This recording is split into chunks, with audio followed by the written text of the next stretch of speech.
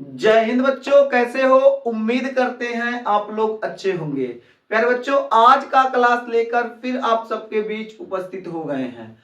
आज के क्लास में हम लोग अध्ययन करने वाले हैं जो शुक्र जनन नलिका होती है, उसके अंदर दो कोशिकाएं पाई जाती हैं। उन्हीं दोनों कोशिकाओं से संबंधित आज का क्लास लेके आए हैं। इससे पहले वृषण की आंतरिक संरचना पढ़ा दिया गया है।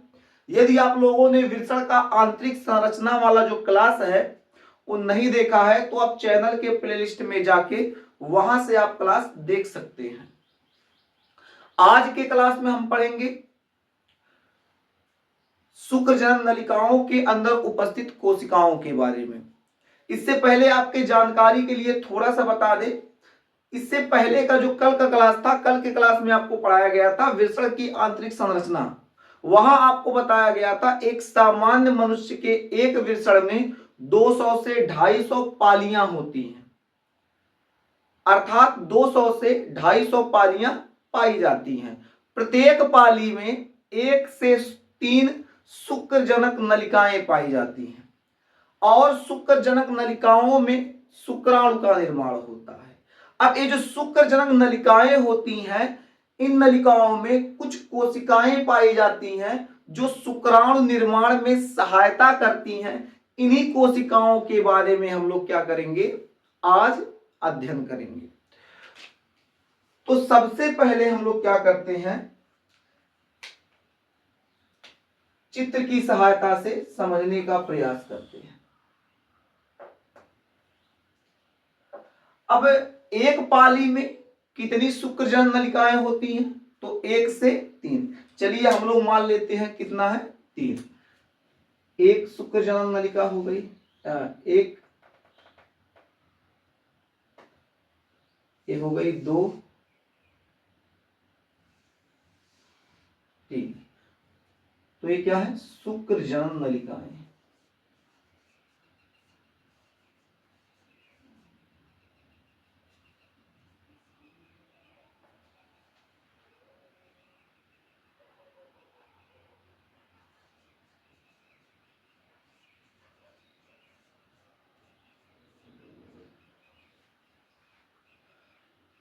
अब किसी पाली में एक शुक्रजनन नलिका होती है, किसी पाली में 2 होती है, किसी पाली में 3 होती है। तो अधिकतम 3 होता है, इसलिए हम लोग क्या किए हैं, 3 शुक्रजनन नलिकाओं को बना लिए हैं। अब इन शुक्रजनन नलिकाओं के अंदर दो खास कोशिकाएं पाई जाती हैं। इन दोनों प्रमुख कोशिकाओं को हम लोग क्या कहते हैं, जो सबसे पहली कोशिका होगी इसे हम लोग जर्म कोशिका कहेंगे।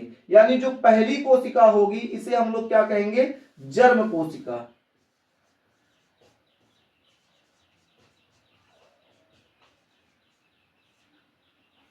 जर्म कोशिकाएं। और जो दूसरा हो जाएगा सरटोली कोशिकाएं।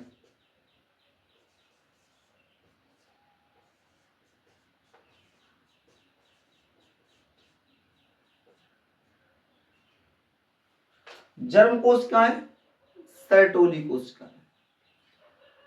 अब जर्म कोशिकाएं कहां पाई जाती हैं, सरटोली कोशिकाएं कहां पाई जाती हैं, इसको समझते हैं। आप अभी तक क्या याद किए, अभी तक क्या समझे, तो आप अभी तक बस इतना ही समझे। एक क्या होता है, शुक्रजनन नलिकाएं होती हैं, 1 से 3 होती हैं। इन शुक्रजनन नलिकाओं में जर्म कोशिकाएं पाई जाती हैं और सरटोली कोशिकाएं पाई जाती हैं। ये जो जर्म कोशिकाएं होती हैं इनका काम क्या होता है, सरटोली कोशिकाएं हैं इनका काम क्या होता है। इसके अलावा जर्म कोशिका कहां पाई जाएगी, सरटोली कोशिका कहां पाई जाएगी, तो परेशान ना होइए, सब बता रहे हैं। जो जर्म कोशिका होती है, ये जो शुक्रजनन नलिका होती है, शुक्रजनन नलिकाओं में घनाकार उपकला के रूप में उपस्थित होती है।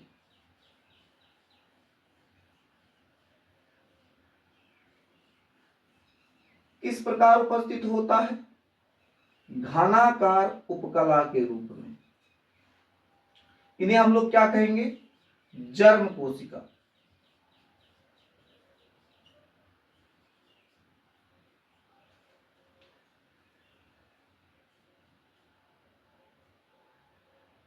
किस प्रकार उपस्थित होती हैं, तो घनाकार उपकला के रूप में। ठीक, इसके अलावा स्तंभाकार उपकला के रूप में सर्टोली कोशिकाएं पाई जाती हैं। स्तंभाकार उपकला के रूप में सर्टोली कोशिकाएं पाई जाती हैं।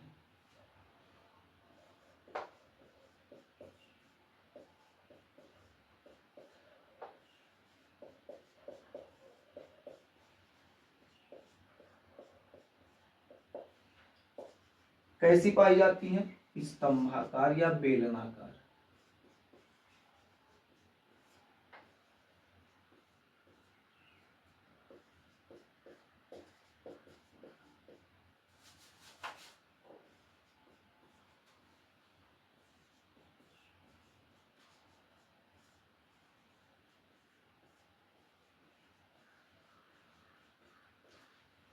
तो जो शुक्र जनन नलिका होती है, शुक्र जनन नलिका में क्या होता है? घनाकार उपकला के रूप में। अब कहेंगे घनाकार उपकला क्या है?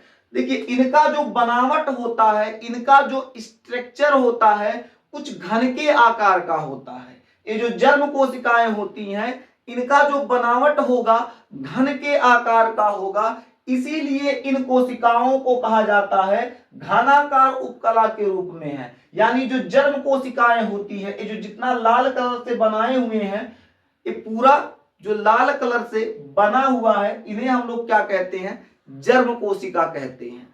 एक किस संरचना में होती है? तो घनाकार उपकला के रूप में पाई जाती हैं।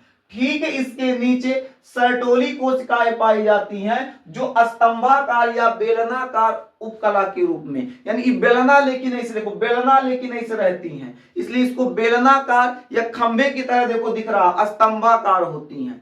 बात समझ में आ गया? यानी शुक्र जनन नलिकाओं के अंदर प्रमुख दो कोशिकाएं, पहली कोशिका क्या हो जाएगी? जर्म, दूसरी क्या हो जाएगी? सर्टोली। इसके अलावा इसके बाहरी क्षेत्र में, इसके बाहरी क्षेत्र में लीडिंग कोशिकाएं पाई जाएंगी। कौन सी कोशिकाएं? लीडिंग कोशिकाएं। इन्हें हम लोग क्या कहेंगे? लीडिंग।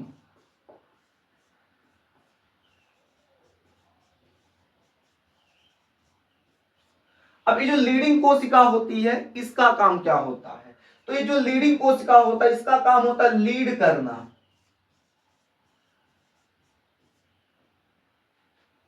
अब ये लीड क्या करता है? जर्म कोशिका आगे चलकर शुक्राणु का निर्माण करता है।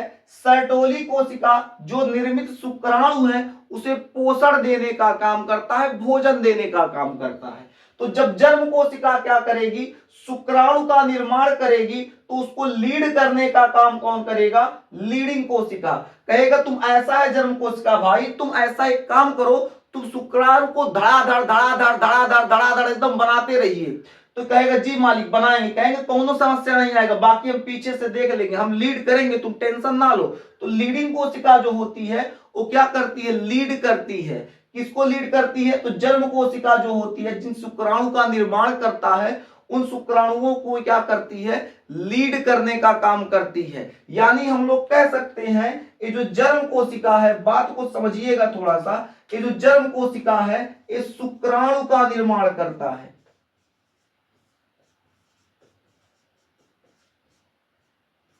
इसका निर्माण करता है? शुक्राणु का निर्माण करता है। और ये सर्टोली जो कोशिका है, सर्टोली कोशिका क्या करता है? पोषण देता है। जो निर्मित शुक्राणु है, उन्हें पोषण देगा। अब आगे आपको बताएंगे पोषण देता कैसे। अभी बस इतना याद रखिएगा, जो जर्म कोशिका होगा वो शुक्राणु का निर्माण करेगा, और जो सर्टोली कोशिका होगा निर्मित शुक्राणु को पोषण देता है। ये पोषण किसे देगा? तो निर्मित शुक्राणु को।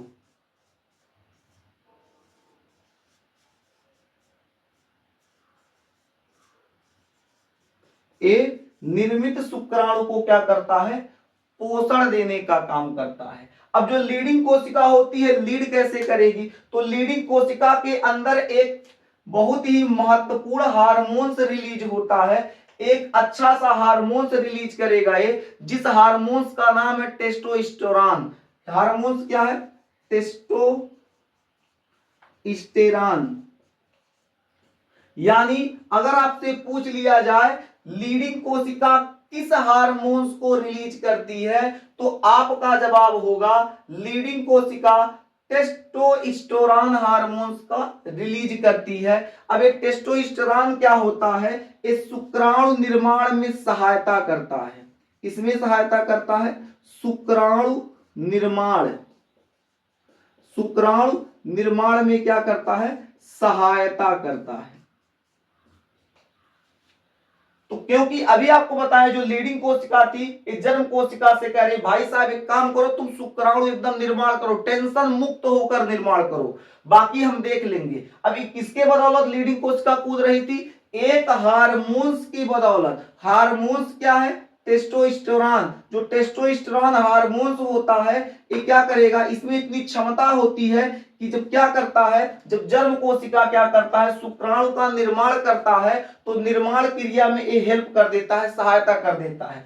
यही टेस्टोस्टेरोन बाबू जो हार्मोन्स होता है, इसी हार्मोन्स के वजह से जो पुरुष होता है पुरुष में मोछ दाढ़ी आता है। यही टेस्टोस्टेरोन है जिसकी वजह से पुरुष जब क्या होता है, जब एक लड़का जब जन्म लेता है आगे चल के जब वो वयस्क होता है तो उसका आवाज भारी हो जाता है। यानी टेस्टोस्टेरोन जो हार्मोन्स है ये केवल पुरुषों में पाया जाता है, महिलाओं में ये हार्मोन्स नहीं पाया जाता है। ये जो टेस्टोस्टेरोन हार्मोन है, इस हार्मोन का काम क्या होता है? पुरुषों में दाढ़ी मूछ लाना, उसके बाद जो हमारा सीना होता है इस पे बाल उगाना, आवाज एकदम मोटा कर देना। आवाज इतना मोटा कर देता है कि जब लड़का बोलेगा तो पता चलता कौनो बैल चिल्ला रहा है। और जो ये टेस्टोस्टेरोन हार्मोन्स होता है ये महिलाओं में नहीं पाया जाता है, महिलाएं बोलती है तो पता चलता है कौनो कोयल बोल रही है। जबकि यहाँ देखिए जो पुरुष होता है इसी हार्मोन्स की वजह से जब बोलेगा तो आवाजिया मोट निकलेगा, मोट निकलेगा, पता चलेगा कौनो बैल चिल्ला रहा है। समझ में आया कि नहीं? तो ये टेस्टोस्टेरोन क्या करता है? शुक्राणु निर्माण में सहायता करता है। तो अभी तक आपको क्या समझाया गया? जो आपका जो शुक्र जन्म कोशिकाएं होती हैं इसके अंदर घनाकार उपकला के रूप में जन्म कोशिका पाई जाती है, स्तंभाकार उपकला के रूप में सर्टोली कोशिकाएं पाई जाती हैं, और बाहर की तरफ लीडिंग कोशिका होती है जो लीड करने का काम करती है। किसके बदौलत लीड करती है? तो टेस्टोस्टेरोन की बदौलत लीड करती है। टेस्टोस्टेरोन क्या करता है? शुक्राणु निर्माण में सहायता करता है। अब आगे थोड़ा सा देखते हैं, इसके अलावा इसमें कुछ प्रतिरक्षी भी पाए जाते हैं।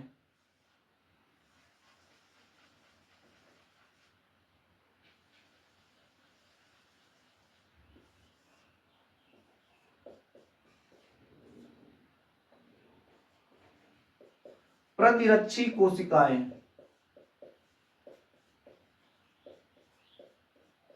प्रतिरक्षी कोशिकाएं, इसके अलावा प्रतिरक्षी कोशिकाएं पाई जाती हैं। अब ये जो प्रतिरक्षी कोशिकाएं होती हैं इनका काम क्या होता है? तो इनका काम होता है रक्षात्मक क्रिया करना, मतलब किसी प्रकार की समस्या इसमें ना हो तो इसका रक्षा करेगा, सुरक्षा करने का काम करता है कि भाई तुम लोग अपना काम करो, हम रक्षात्मक की गारंटी लेते हैं, हम रक्षा करेंगे, कोई दिक्कत किसी को नहीं आएगा, तुम लोग अपना काम धड़ाधड़ करते रहिए। तो प्रतिरक्षी कोशिका का काम क्या होता है? रक्षात्मक क्रिया करना, रक्षात्मक काम को करना। तो अभी आप समझ गए जो आपका कोष्ठ होता है या पाली होता है, कोष्ठ में 200 से 250 पालियां होती हैं। एक पाली में 1 से लेकर 3 तक शुक्र जनन नलिकाएं पाई जाती हैं। शुक्र जनन नलिकाओं के अंदर प्रमुख 2 कोशिकाएं होती हैं। पहली कोशिका को जर्म कोशिका कहेंगे, दूसरी कोशिका को सर्टोली कोशिका कहेंगे। जर्म कोशिका क्या होती है? घनाकार उपकला के रूप में होती है, और सर्टोली कोशिका क्या होती है? स्तंभाकार या बेलनाकार उपकला के रूप में होती है। जर्म कोशिका शुक्राणु का निर्माण करेगी, सर्टोली कोशिका जो निर्मित शुक्राणु है उसे पोषण देने का काम करेगी। इसके अलावा क्या हो जाएगा? पोषण किसको देगा? तो निर्मित शुक्राणु को देगा। और इसके अलावा क्या होगा? बाहर की तरफ आपका लीडिंग कोशिका हो जाएगी। लीडिंग कोशिका लीड करने का काम करती है। किसके बदौलत लीड करती है? तो टेस्टोस्टेरोन के बदौलत लीड करती है। टेस्टोस्टेरोन क्या करता है? शुक्राणु के निर्माण में सहायता करता है। ताकि शुक्राणु जो है सरलता से निर्मित हो जाए। ठीक है, इसके अलावा आपको क्या बता दिए हैं, इसके अलावा बाहर की तरफ 2 प्रतिरक्षी कोशिकाएं होती हैं। इतना बात समझ में आ गया? इतना अगर समझ में आ गया है तो इसे नोट कर लीजिए। अब आपको हम पढ़ा देते हैं जो शुक्राणु निर्मित हुआ है, यानी वृषण के अंदर जो पाली है, पालियों में शुक्र जनन नलिकाओं के अंदर जो शुक्राणु निर्मित हुआ है, ये जो शुक्राणु निर्मित होगा इनका पथ कैसा होगा, रास्ता कैसे होगा, ये कैसे कैसे आएंगे और कब शिश्न से बाहर निकल जाएंगे। यानी अब हम लोग पढ़ेंगे शुक्राणुओं का पथ पढ़ेंगे। पथ मतलब रास्ता, किस प्रकार वो गमन करते हैं, किस रास्ते से होते होते वो आगे बढ़ते हैं। बस एक झलक उसको भी देखेंगे। उससे पहले मेरे देश के अच्छे बच्चे इसे आप लोग नोट कर लीजिए।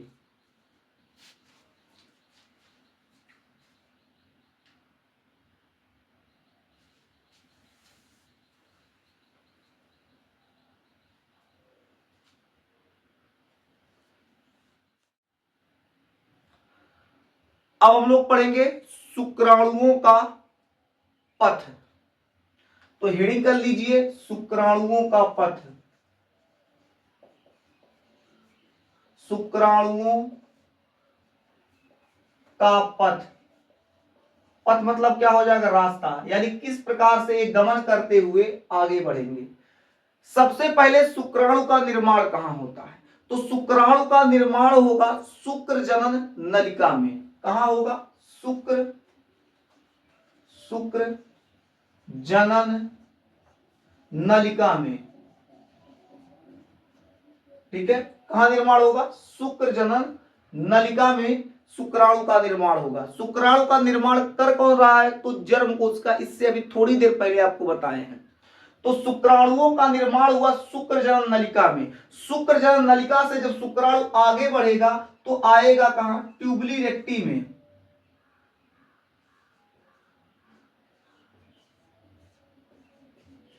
ट्यूबली रेक्टी में आएगा। यहां से फिर शुक्राणु जब ट्यूबली रेक्टी में आ जाएगा, ट्यूबली रेक्टी क्या होता है, जो शुक्र जनन नलिकाएं होती हैं उनका जो जोड़ होता है, जहां पर संयुक्त होते हैं, उसी संयुक्त को ट्यूबली रेक्टी कहा जाता है। तो ट्यूबली रेक्टी में जब आएगा तो यहां से आने के बाद फिर थोड़ा सा जब आगे बढ़ेगा तो आगे बढ़ने के बाद ये पहुंचेगा वृषण जालक में या वृषण जालिका में। अब जालिका कहिए या जालक कहिए, बात एक है। वृषण जालक से जब थोड़ा सा और आगे बढ़ेगा, यहां आने के बाद इस जालक में कुछ देर रहेगा, उसके बाद यहां से जब रिलीज होगा, फिर यहां से जब आगे बढ़ेगा तब आएगा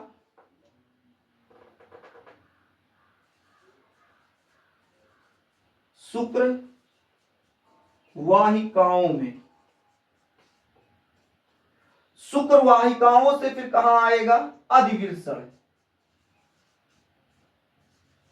अब अधिवृषण में जब आएगा तो अधिवृषण में इनका परिपक्वन होगा। यहां अधिवृषण में आने के उपरांत 10 से 15 दिनों तक यहीं आराम से विश्राम करेगा, कहेगा आराम से तेल मालिश हमको लगाओ, बुकवा उकवा लगाओ, थोड़ा सा हम लोग क्या करें, थोड़ा सा पोषण वोषण मिल जाए, थोड़ा परिपक्व हो जाए, तब आगे बढ़ेंगे। यानी जब यहां से रिलीज हुआ शुक्र जनन नलिका से ट्यूबली रेक्टी, वहां से वृषण जालिका, वृषण जालिका से शुक्र वाहिकाओं, और शुक्र वाहिका से जब अधिवृषण में आएगा तो यहां पर 10 से 15 दिन तक विश्राम करेगा। अब जो विश्राम करेगा इसका मतलब ये है मेरे देश के अच्छे बच्चे, यहां पर इन शुक्राणुओं का परिपक्वन होगा। क्या होगा, परिपक्वन होगा। और अधिवृषण से जब निकलेगा तो शुक्रवाहक में जाएगा।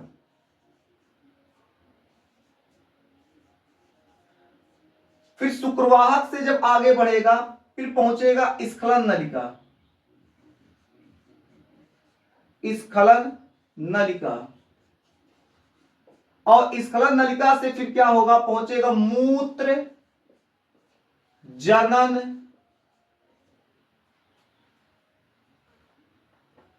मार्ग। अब मूत्र जनन मार्ग कहां पाया जाता है, तो शिश्न में, यानी इसको हम लोग शिश्न भी कह सकते हैं। तो शुक्राणु जब गमन करना शुरू किया तो कैसे कैसे गमन किया, सबसे पहले जो निर्मित हुआ है शुक्र जनन नलिका में इसका निर्माण हुआ, वहां से दौड़ते हुए जब आया ट्यूबली रेक्टी में आया, फिर वहां से दौड़ेगा वृषण जालिका, फिर आगे बढ़ेगा तो शुक्रवाहिका, फिर शुक्रवाहिकाओं से आगे बढ़ेगा तो वृषण अधिवृषण, अधिवृषण से फिर पहुंचेगा शुक्रवाहक, शुक्रवाहक से कहां पहुंचेगा स्खलन नलिका, स्खलन नलिका से फिर मूत्र जनन मार्ग यानी शिश्न में, फिर शिश्न के रास्ते से मूत्र छिद्र के रास्ते से जो होता है मूत्र जनन छिद्र के रास्ते से या मूत्राशय मुख से क्या होगा बाहर हो जाएगा। तो इस प्रकार से शुक्राणु क्या होगा गमन करेगा। इसी पूरे प्रोसेस को हम लोग क्या कहेंगे शुक्राणुओं का पथ यानी रास्ता। यानी शुक्राणु सबसे पहले यहां निर्मित हुआ, फिर यहां से दौड़ते यहां आएगा, फिर यहां से यहां आया, फिर यहां से यहां, फिर यहां से यहां भाई साहब, फिर यहां से यहां गया, फिर ऐसे, फिर यहां जाके बाहर निकल जाए। समझ गए? अगर समझ गए हो तो इसको नोट कर लीजिए। आज के लिए बस इतना ही, फिर मिलेंगे आपसे अगले क्लास में। तब तक के लिए जय हिंद।